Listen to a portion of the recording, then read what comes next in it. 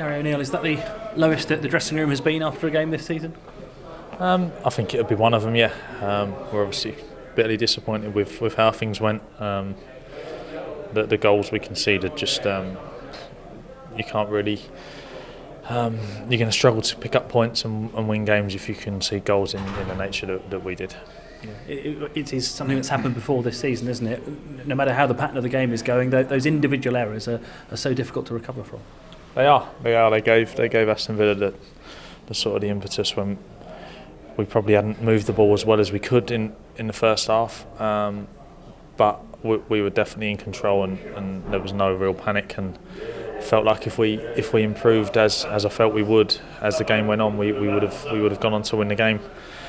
And then to concede in the 44th minute from sort of just a high ball floated into the box, there was no real quality on the ball, no real pace or anything to concede from a ball like that is tough to take. And then we make it even worse by when we've had a chat about coming out and having a right go in the second half, we give ourselves a mountain to climb straight away.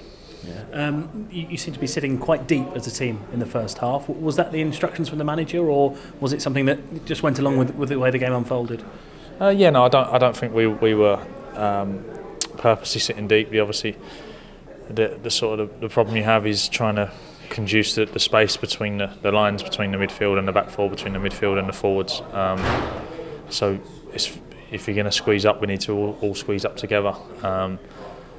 So we didn't manage to get our line quite right first half. I would agree with the fact that we were slightly too deep. We tried to. That was one of the things we discussed about coming out and changing.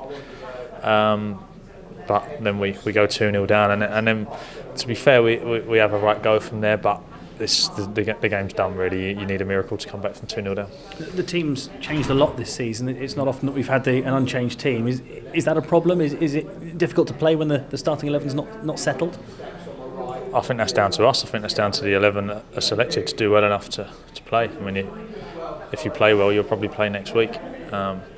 The fact that the team has been changed as often as it has probably points to the fact that we haven't done well enough.